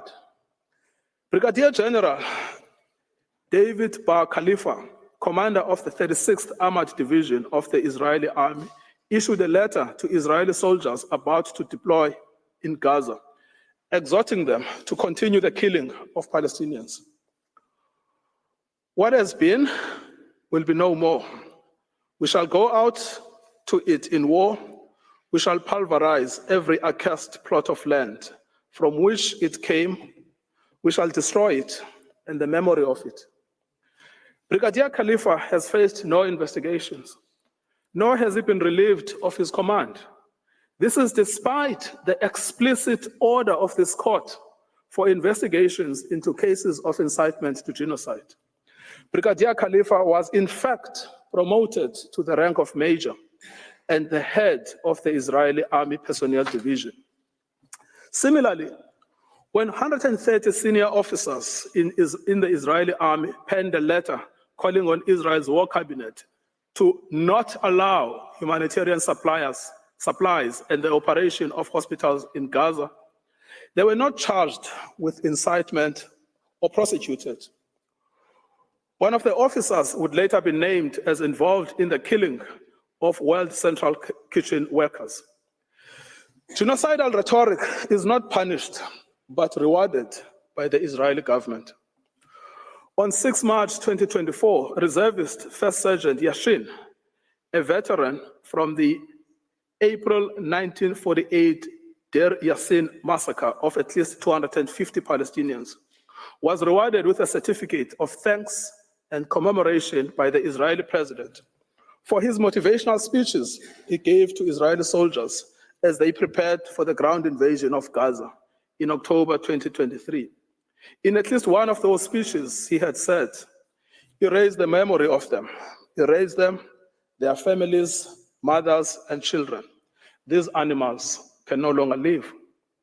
In his speech at the award ceremony, Israeli President Herzog told the senior reservists, including Ezra Yachin, that you have been a tremendous personal example for generations of Israel citizens and the whole world. And I want to, on behalf of all the Israeli people, to say to you, thank you. In their destruction of Rafah, Israeli soldiers deployed to Gaza continue to invoke the Prime Minister's speeches, which are themselves genocidal. In case what I've said is not clear enough, let us hear them in their own words.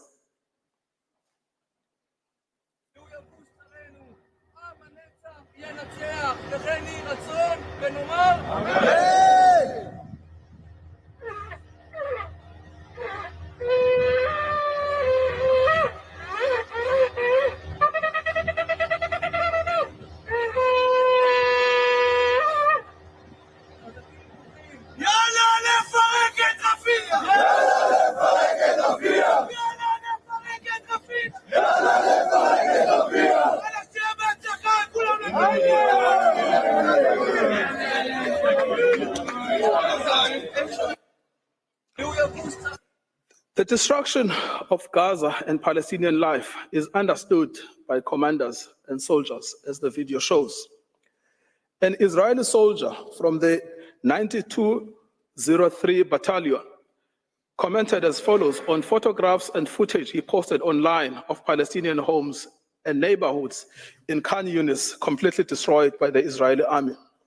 This year, we were honored to fulfill the command of the annihilation of Amalek, and may we finish the job. Such language continues to be widespread alongside calls by Israeli soldiers on the ground to conquer Gaza, to flatten Gaza, to erase Gaza, to destroy Gaza, and after that, Ramallah also. Israeli soldiers serving in Gaza continue to openly call for the deaths to Arabs, declaring, "May you burn alive," that Gaza is burning, that we will burn your mother, and that all of Sajaiya will burn in flames. The aims of Israel is to do no less than what its own Minister of Finance has stated. That is to ensure the total annihilation of Palestinians that will erase the memory of Amalek. He has also called for Rafah to be completely conquered, and the sooner, the better. Israel's genocidal intent continues to receive support and endorsement at the Knesset. As Tali Gottlieb, a member of the Knesset and the Prime Minister's party, has stated, to attack Rafah as we attacked in the Northern Strip, unlike the responder, intentionally, not specifically addressing, but rather the entire Rafah system, to attack mercilessly from the air, instead of turning an eye to the Hague Court, turn an eye to the people of Israel. Public statements such as this show that even members of the Israeli parliament are fully aware of the orders of this court, but have continued to openly incite genocide without censure. Such sentiments are also widely expressed across Israeli society. Many Israelis, including Israelis living in illegal settlements in the West Bank, have actioned statements by government officials calling for the denial of aid to Gaza by destroying food aid on its way, including setting trucks on fire, putting sugar in tanks, and destroying the food itself. Israeli public officials, including singers inciting to genocide in Gaza, have had their incitement rewarded. One singer who popularized and adapted to Israel's current military operations in Gaza the racist Israel football chant, "May your village burn," changed it to "May Gaza be erased," and singing it to Israeli soldiers in live performances was presented with a certificate of appreciation for his work for the IDF soldiers during the war by the Deputy Speaker of Knesset, hosted by Israel's Minister of Social Equality and the Advancement of Women. Another singer referenced by South Africa before this court in the January 2024 application for his call to erase Gaza and not to leave a single person there has similarly been rewarded. Both were brought to the attention of Israeli authorities in South Africa's application and pleadings before this court. Neither of them, nor any of the other Israeli officials and civilians inciting to genocide against the Palestinians have been prosecuted, much less punished. The genocidal acts described in South Africa's application were foreseen and foreseeable from the onset. Israel's intent was always to destroy Palestinian life and to wipe them off the face of the earth. Rafah is the final stand. Without Rafah, there is no more Palestinian life in Gaza to speak of, no more Palestinian identity, and no possibility of reconstruction. Mr. President, the rule of law can only survive through the orders of this court. If the rule of law is to have any meaning, let it be today and with this case. It is no longer enough to order unhindered access to humanitarian aid when it is in fact the military operation in Gaza that is preventing it. It is no longer enough to encourage compliance with the peremptory precepts of the Genocide Convention when Israel's deliberate contempt for the international rule of law has been so plain and so public. Mr. President, it is now my honor to call upon Ms. Blene Niglori to address the courts on the remedies we ask for and why this court can and should grant the order. I thank Mr. Ougaiti for his statement. J'appelle à présent Madame. I would like to now call on Milenini Ngure. You have the floor. Monsieur le Président, Mr. President, members of the court, it is indeed a great honor for me to appear again before this court on behalf of South Africa, even though I can only regret that the surrounding circumstances are tragic and extremely serious. Today, almost 5 months after your first order for provisional measures, the Gaza Strip has been almost completely razed to the ground. Day after day, surrounded from all sides, its Palestinian people, men, women, children, entire families, subjected to the genocidal military campaign of the State of Israel, are being massacred, terrorized, starved, and traumatized forever. In light of the dramatic developments unfolding on the Gaza Strip, South Africa feels compelled to once again request your invaluable intervention and beseech you to modify or indicate new provisional measures, in particular and explicitly an immediate cessation of Israeli military operations in Rafah and everywhere else in the territory in order to protect and also to prevent the total annihilation of what remains of the Gaza Strip, of Palestine, and of its people. Mr. President, members of the court, there is an urgent need for further or modified explicit and specific provisional measures to protect the Palestinians in Gaza from the irreparable prejudice caused by Israel's continuing violations of the Genocide Convention and of this court's orders, including an express order for the immediate cessation of Israel's military operations in Rafah and across the whole of the Gaza Strip. The change in circumstances and new facts demand it. The extreme risk of irreparable prejudice require it. Israel's approach to the court's previous orders renders it imperatively urgent. The court has the power to do it, and our shared humanity compels it. Turning to each of those 5 propositions in turn, first, the change in the situation amounting to new facts demands the indication of further or modified explicit and specific provisional measures.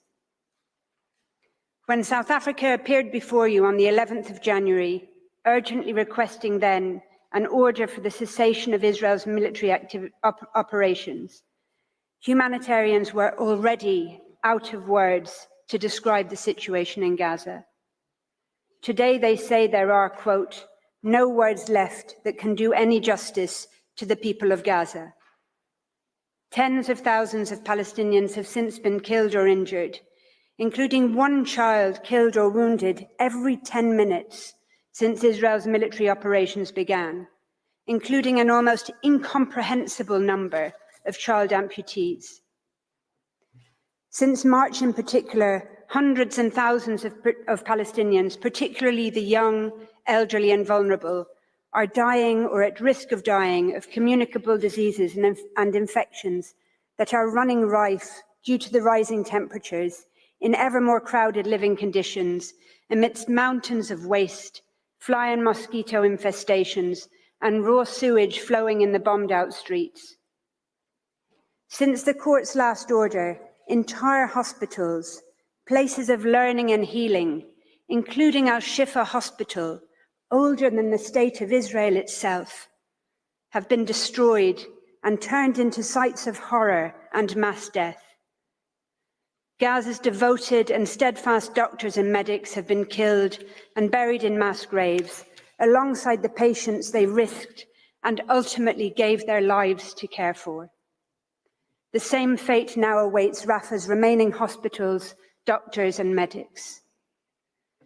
Israel's attack on Rafah, its attempt to control all of Gaza's borders, followed by attacks on the north and the middle areas in recent days, which are of unprecedented violence, even amid the horrors of the past 7 months, herald a turning point beyond which there is no going back, which is reflected in what UNRWA calls, and I quote, a new level of desperation in Gaza. As this court has heard, this is in effect the end game for Gaza and for its Palestinian people, unfolding under the world's watch. This may well be the last chance for the court to act to ensure their survival. Second, the extreme risks of irreparable prejudice demand the indication of further or modified explicit and specific provisional measures. The situation in Gaza could not be more urgent, as reflected in the increase in Palestinian fatalities and injuries since the court's last order and the spreading famine and disease. Acts susceptible of causing irreparable prejudice can plainly occur at any moment before the court makes a final decision on this case, demanding the indication of further or modified explicit, specific provisional measures to protect the rights found by this court to be plausible. In Rafah, in particular, in addition to the widespread risk of violent death and injury facing the terrified population of displaced Palestinians, as the court has heard, dialysis patients and premature babies face immediate risk of death. Some 1.2 million Palestinians will be deprived of access to healthcare if its hospitals are rendered inoperable. The level of destruction that Israel has caused across Gaza and is now wreaking on Rafah threatens the very survival of future Palestinian generations in Gaza. Recent evidence from a former Israeli reservist active in Gaza indicates that soldiers on the ground treat Israeli-ordered evacuation areas, such as those recently ordered for significant parts of Rafah and northern Gaza, as extermination zones, wherein orders to shoot and kill Palestinians are made on the basis of their location alone. This in itself demonstrates the extreme risk to the right of the Palestinians in Gaza not to be subjected to acts of genocide, as does the decision by Israel to deploy 2,000-pound so-called dumb bombs in ever more densely populated areas in the stated, quote, interests of saving more expensive armaments. The routine, repeated authorization of the killing in one strike of hundreds of Palestinian civilians, men, women, children, babies, the elderly and infirm, in order to kill a single individual believed to be a senior Hamas commander, is yet further evidence of that risk. So too are the repeated and routine authorizations for tens of Palestinians to be killed when Israel is bombing so-called low-level targets, so apparently low-level as to be nicknamed garbage targets. It is also now clear that Israel is heavily relying on artificial intelligence in identifying which Palestinians in Gaza are to live and to die. One such system appears to function as a form of target machine, generating so-called kill lists of Palestinians selected for execution on bases as tenuous as being in a WhatsApp group with another identified target. Another is the chilling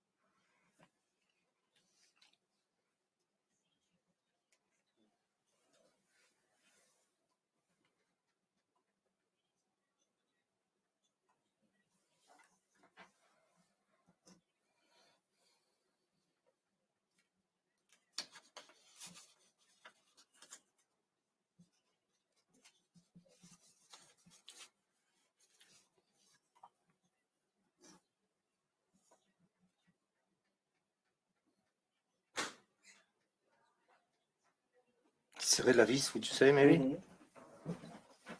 Israel reportedly justified its continuing military operations on the asserted basis that, quote, there is no order forbidding us from doing something we're doing today, and the fighting will continue as usual. Indeed, Israel has gone so far as to claim that the court orders are a significant success on the grounds that the court, I quote, rejected South Africa's central request to stop the fighting in Gaza. The court's reluctance to date to order directly and explicitly that Israel cease its military operations in Gaza in order to give effect to the provisional measures indicated by the court, relying instead on necessary implication, has cynically been used by Israel as cover for its conduct.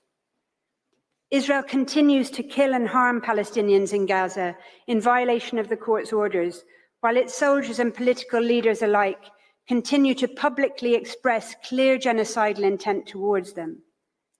It is self-evident that the provisional measures indicated in the court's previous orders, quote, do not fully address the consequences arising from the changes in the situation that now pertain.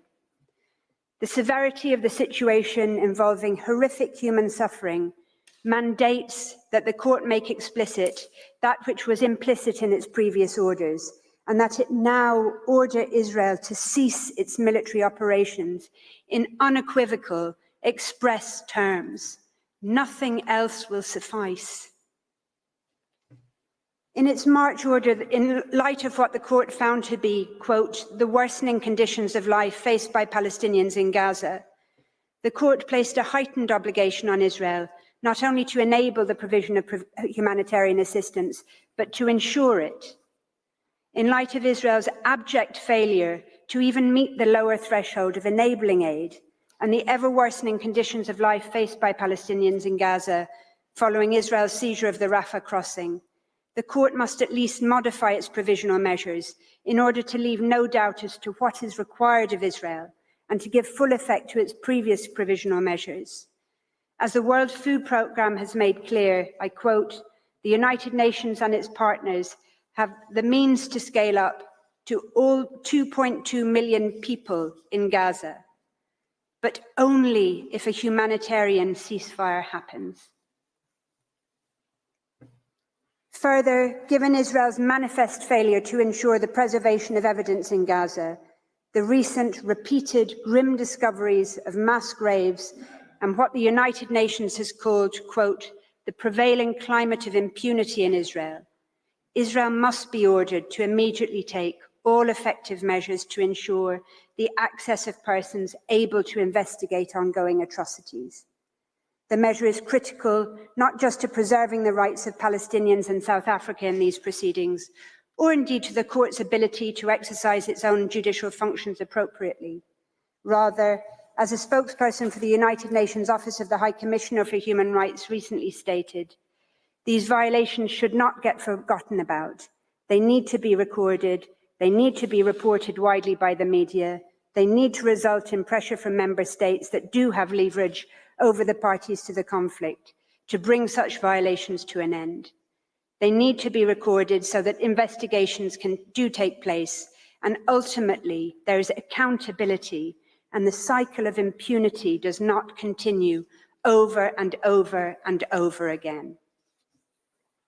Fourth, the court has the power to modify or make an explicit order for Israel to cease its military operations in Rafah and in Gaza more broadly, and to withdraw from the Gaza Strip. The court is empowered and indeed compelled, given the prevailing catastrophic situation in Gaza, to order an express end to Israel's military activities. That is the only measure now capable of preventing irreparable prejudice to the fundamental rights in issue and of ensuring compliance with the court's orders. The fact that such an order would be directed at Israel alone is no bar to the court ordering it. That is for at least three reasons. One, Article 41 of the court statute empowers the court to indicate any provisional measures that, quote, ought to be taken to preserve the respective rights of either party if it considers that the circumstances so require. Article 41 does not require reciprocity. There is no need for an order to be made against both parties. 2. The Genocide Convention itself is no bar to a one-sided cessation order. On the contrary, the absolute prohibition on genocide applies in both non-international armed conflicts, as indeed the terrible examples Rwanda and Darfur make clear, just as in international armed conflict between two states. It applies where only one belligerent is a party to the Genocide Convention, just as it applies where all of them are. It applies regardless of any claims of self-defense, which can never constitute a justification for genocide. And indeed, it applies in peace just as much as in war. And that is because the prohibition on genocide is focused on the absolute inalienable rights of groups, of peoples, to be protected from genocide, no matter the underlying circumstances or putative justifications. It makes no sense whatsoever to suggest that the court could not order a state party to the Genocide Convention to suspend its military operations against a non-state actor in order to prevent genocide, unless the non-state actor was itself disarmed.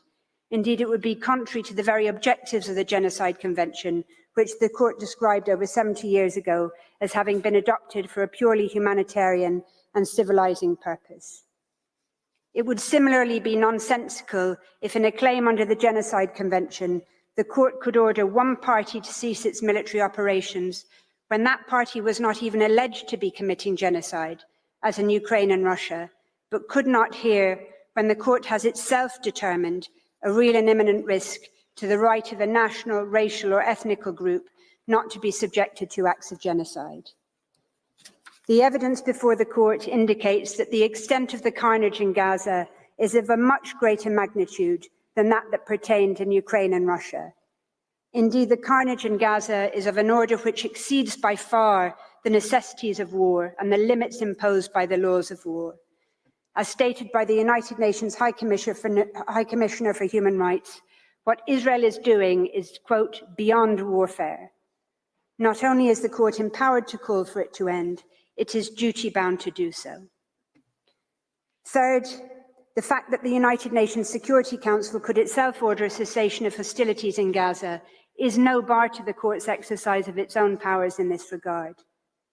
Notably, the distinct and vital role the court was intended to play in preventing genocide was pointedly foreshadowed by the United Nations delegation to the negotiations leading to the very creation of the Genocide Convention.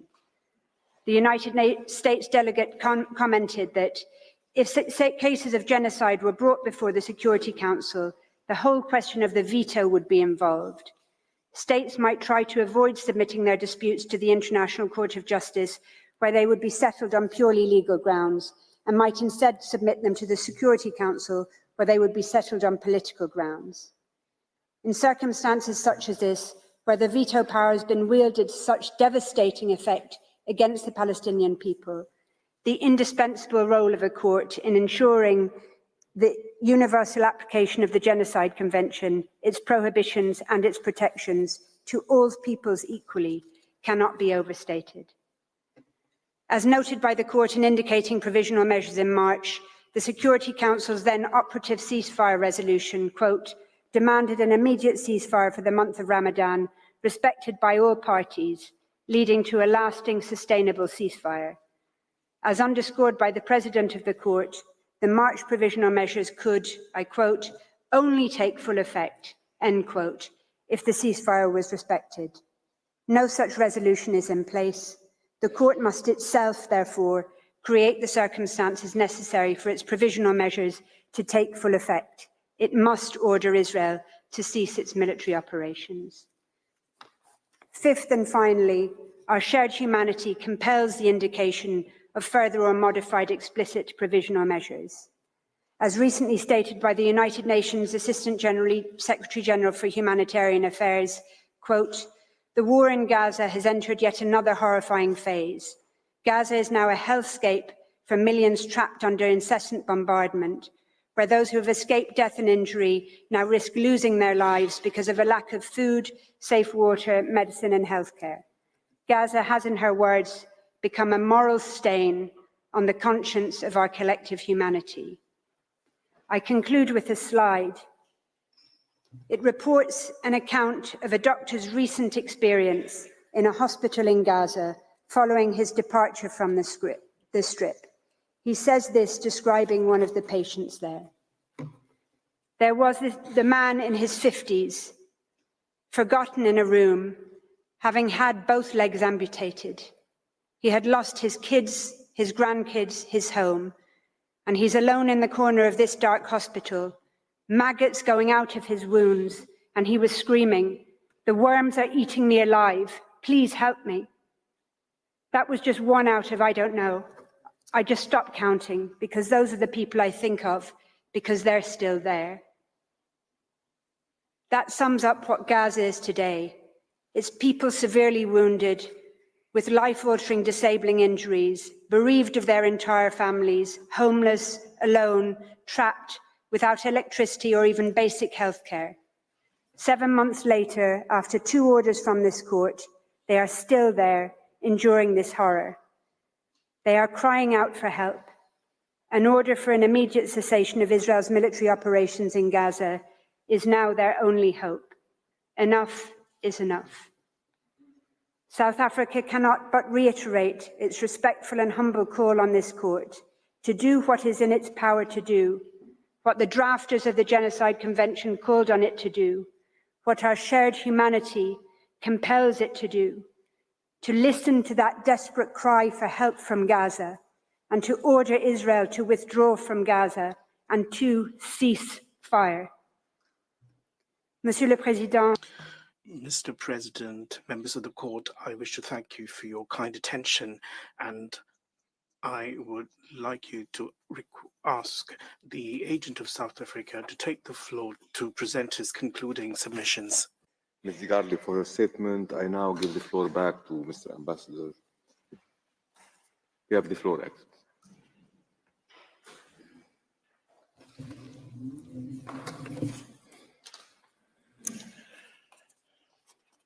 Mr. President, distinguished members of the court, it is my honor to deliver to your excellencies the final provisional measures that South Africa requests from this court. The exponential gravity of the situation in Gaza has already demanded that South Africa return to this court on 4 consecutive occasions, calling for provisional measures to stop the destruction of Gaza on a scale not witnessed since World War II. And epitomized by the most unbearable human suffering. Willfully ignoring the previous provisional measures, Israel is acting with complete impunity in Gaza, escalating hostilities in a final wave of apolitic destruction from which there is no return. There is a danger which stems from a form of amnesia and denial by former colonial powers in relation to the crimes associated with colonial violence perpetrated against indigenous peoples. This includes the denial of genocide. This denial is clearly at play in Palestine. Israel is a settler colonial apartheid regime, and the current government is now being accused of engaging in genocide. This accusation is not being leveled at any people based on their ethnicity, nationality, or confessional preference. Rather, it is being leveled at those political and military leaders who have dehumanized the Palestinian people through genocidal rhetoric as human animals, encouraging their killing and destruction. It is leveled against a state whose leaders are openly calling for a second Nakba, shielded by international impunity, which has enabled the perpetuation of decades of generational violence and systematic oppression against the Palestinian people to maintain the domination and the expansion of the settler colonial state. As a matter of extreme urgency, South Africa, as a state party to the Convention on the Prevention and Punishment of the Crime of Genocide, respectfully requests the courts to indicate the following provisional measures, the text of which has been amended to reflect the ever-increasing gravity of the situation. South Africa respectfully requests the court to order the State of Israel as a state party to the Genocide Convention and as a party to these proceedings to, 1, immediately and further to its obligations under the court's previous orders of 26 January 2024 and 28 March 2024, cease its military operations in the Gaza Strip, including in Rafah governorate, and withdraw from the Rafah crossing and immediately, totally and unconditionally withdraw Israeli army from the entirety of the Gaza Strip. 2, immediately and further to its obligations under the Provisional Measure 4 of the Court's 26 January 2024 order and Provisional Measures 2A and 2B of the Court's decision of March 2024, take all effective measures to ensure and facilitate the unimpeded access to Gaza of United Nations and other officials engaged in the provision of humanitarian aid and assistance to the population of Gaza, as well as fact-finding missions, internationally mandated bodies and/or officials, investigators, and journalists in order to access and record conditions on the ground in Gaza and enable the effective preservation and retention of evidence and ensure that its military does not act to prevent such access, provision, preservation, or retention. 3, submit an open report to the court, A, on all measures taken to give effect to these provisional measures within 1 week as from the date of this order, and B, on all measures taken to give effect to all previous provisional measures indicated by the court within 1 month as from the date of this order. Mr. President, distinguished members of the court, this concludes South Africa's pleading. I thank you for your kind attention. I also thank the registry, its staff, and the interpreters for their invaluable assistance. Finally, my thanks also go to the South African team. Thank you very much. I thank the agent of South Africa, whose statement brings to an end the single round of oral arguments of South Africa, as well as this afternoon's sitting. The court will meet again tomorrow, Friday, May 17 at 10 a.m.